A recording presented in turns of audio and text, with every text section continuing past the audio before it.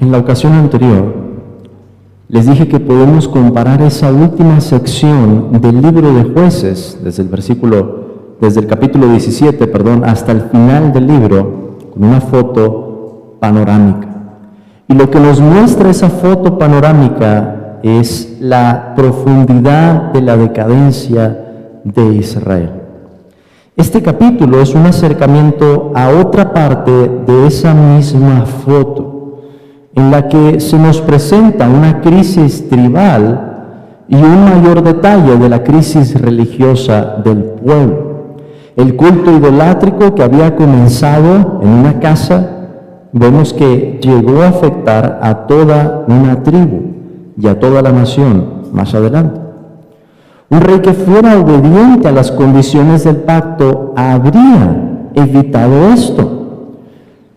Pero el capítulo comienza diciéndonos: en aquellos días no había rey en Israel. Veamos en primer lugar entonces, hermanos, esa crisis tribal. Porque el pasaje comienza contándonos el problema de la tribu de Dan. Hasta ese día no habían tomado la tierra que les correspondía. Ahora, recuerden por un momento que tanto el libro de Deuteronomio como el libro de Josué, por el que hemos pasado ya tantos capítulos, hablaban acerca de esto, la importancia de tomar la tierra prometida. Y años después encontramos que Dan sigue siendo negligente en su obediencia. En medio del discurso de esta tribu, después de que enviaran a los espías para tomar la tierra, en el versículo 9 encontramos estas palabras: no seáis perezosos en poneros en marcha para ir a tomar posesión de la tierra. Pero hay mucha ironía en esas palabras. Ellos ya se habían tardado mucho tiempo, y su ofensiva además iba a ser en contra de un pueblo ocioso. O sea, no vemos una tribu aquí que tenga fe para decir: vamos a ir a pelear en los terrenos más difíciles, contra los ejércitos fuertes, porque el Señor nos ha dado su promesa. No, es una tribu que se ha esperado hasta el último momento, y cuando se dan cuenta de que todavía no tienen una tierra, ya todos están acomodados allí, dicen: bueno, encontramos por fin un pueblo ocioso y confiado. Vamos a ir a ese entonces. De paso, los espías que Dan había enviado encontraron un santuario que les pareció codiciable. Y el sacerdote, recuerden que había contratado a Micaía para ser el sacerdote de su propia familia, los bendice. No sabemos cómo, pero los espías y el sacerdote tenían alguna clase de relación, se conocían desde antes, identifican su voz, lo saludan: oye, ¿qué estás haciendo aquí? ¿Cómo fue que llegaste a esta tierra? Y ya el sacerdote les cuenta. Parecía entonces que todo estaba a favor de la tribu de Dan. Encuentran un pueblo ocioso, ¿verdad? El sacerdote los bendice en el camino. Así que cuando pasa el ejército por ahí, después de que los espías envían el informe a la tribu y le dicen: no sean perezosos, todas las condiciones están dispuestas para que nosotros lleguemos allí y tomemos la tierra, deciden llevarse también al sacerdote y las cosas que había en ese santuario. Por lo que vemos entonces, una vez más, la crisis religiosa. Una tribu decide robarse los ídolos que Micaía había construido, nos dice el versículo 16, y los 600 hombres que eran de los hijos de Dan estaban armados de sus armas de guerra a la entrada de la puerta. Y subiendo los 5 hombres que habían ido a reconocer la tierra, entraron allá y tomaron la imagen de talla, el efod, los terafines y la imagen de fundición, mientras estaba el sacerdote a la entrada de la puerta, con los 600 hombres armados de armas de guerra. Después de robar esos ídolos y los objetos para hacer el culto idolátrico, deciden ahora hablar con el sacerdote y persuadir a este levita de que vaya con ellos, bajo el argumento de que iba a ser mejor que él sirviera a una tribu y no solamente a una casa. Ahora, noten la reacción del sacerdote en el versículo 20 al oír de esa oferta. Y se alegró el corazón del sacerdote, el cual tomó el efod y los terafines y la imagen y se fue en medio del pueblo. Micaía y su gente salen entonces desesperadamente en pos de ellos, y Micaía hace un comentario que es revelador, versículo 24. Tomasteis mis dioses que yo hice, y al sacerdote, y os vais. ¿Qué más me queda? Hermanos, esa es la imagen de la religión de Israel en ese momento. Un hombre que dice: me han robado los dioses que yo hice, que yo mandé construir. Un hombre que había puesto su esperanza y su confianza en ellos. Porque cuando le quitan a sus ídolos y al sacerdote, él se pregunta: ¿qué más me queda? Para él era su tesoro.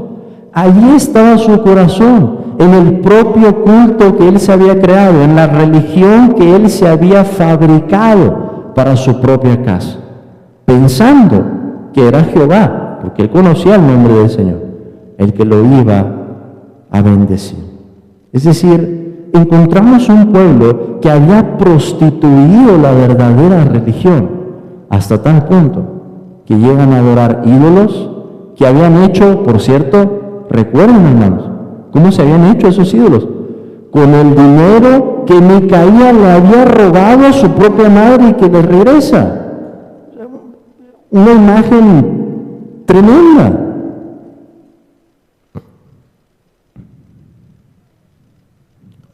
Pero hay más aún todavía que nos muestra el problema que había en Israel y la seriedad de ese problema. En la ciudad conquistada, la ciudad de Laish, la tribu de Dan instaura un nuevo culto. Eso está en el versículo 30. Y miren quién es el sacerdote, porque hasta ese momento no se nos ha dicho su nombre, se nos ha dicho que es levita, era sacerdote en esa casa, conocía a los de la tribu de Dan. No sabíamos su nombre. El autor del libro de Jueces lo ha reservado hasta este versículo para mostrar con un mayor drama cuál era el problema aquí. Y los hijos de Dan levantaron para sí la imagen de talla, y Jonatán, hijo de Gersón, hijo de Moisés, él y sus hijos fueron sacerdotes en la tribu de Dan hasta el día del cautiverio de la tierra. Así tuvieron levantada entre ellos la imagen de talla que Micaía había hecho todo el tiempo que la casa de Dios estuvo en Silo. El levita del que se nos había hablado, hermanos, era nieto de Moisés. Fue tan impactante esto que nos dice el libro para el pueblo judío, que en la Edad Media había una tradición en la que los escribas habían cambiado el nombre de Moisés, porque no podían tolerar el pensar que el propio nieto de Moisés estaría oficiando años después un culto idolátrico.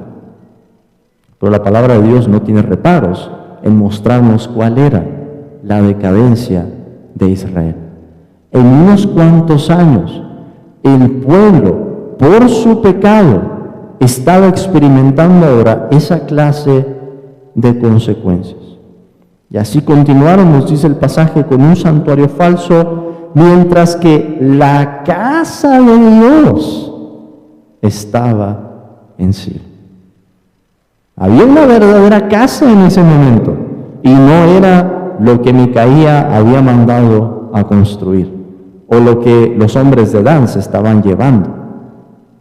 La casa de Dios, la casa autorizada por Dios, estaba en ese momento en Silo. ¿Qué podemos aprender entonces de esto, hermanos? Tomemos varias lecciones. En primer lugar, la iglesia de Cristo, ya tiene al Rey que vino a traer un orden divino en su pueblo. Y ese orden ha comenzado primero por su casa. Ese orden se va a extender en algún día a todo este mundo, cuando nuestro Señor Jesús regrese. Pero ese orden divino, esa paz que Cristo ha traído, ha comenzado primero por su propia casa, por su iglesia. El peligro de la falsa adoración sigue latente, pero la promesa del nuevo pacto, hermanos, Ezequiel capítulo 36 incluye esto, que Dios nos iba a limpiar de todos nuestros ídolos. Ahora, podemos aprender algo de la idolatría de Israel, porque la idolatría de Israel se dio por la vía del sincretismo. Se acordaban del nombre de Jehová, pero terminaron haciendo otro culto totalmente. Preguntémonos, hermanos, ¿de qué maneras distorsionamos nosotros la adoración al Dios verdadero? Es cierto, quizá no cambiaríamos los nombres, ¿verdad? Seguiríamos hablando del Padre, del Hijo y del Espíritu Santo. Pero ¿de qué maneras distorsionamos nosotros esa adoración? ¿Cuáles serían los ídolos modernos? ¿Qué estaría presente en nuestros corazones o en lo que hacemos como iglesia que ni siquiera debería estar allí en un principio? ¿Mantenemos algún sincretismo en nuestra adoración a Jesucristo, compartimentalizando quizás la adoración que hacemos o presentamos para el Señor con otras cosas que consideramos prioridades cuando no lo son? Es cierto, el retrato o la panorámica que nos presentan estos capítulos es devastadora. Pero hay que preguntarnos, ¿y por qué razón habrá querido Dios que nosotros podamos leer algo así? ¿No será, hermanos, también para enseñarnos? ¿No será también para recordarnos del peligro de la idolatría y de las consecuencias que podrían venir por nuestro pecado si el Señor no nos corrigiera por medio de su palabra? Oremos entonces, en esta mañana, en nuestros corazones, que Dios nos guarde de tener ídolos, de esconderlos en nuestro corazón, o de pensar que algo que no tiene absolutamente nada que ver con el culto que presentamos a Jesucristo sea parte de la adoración. Que el Señor, hermanos, nos siga limpiando como iglesia para presentar una adoración pura que viene de un corazón limpio. Amén.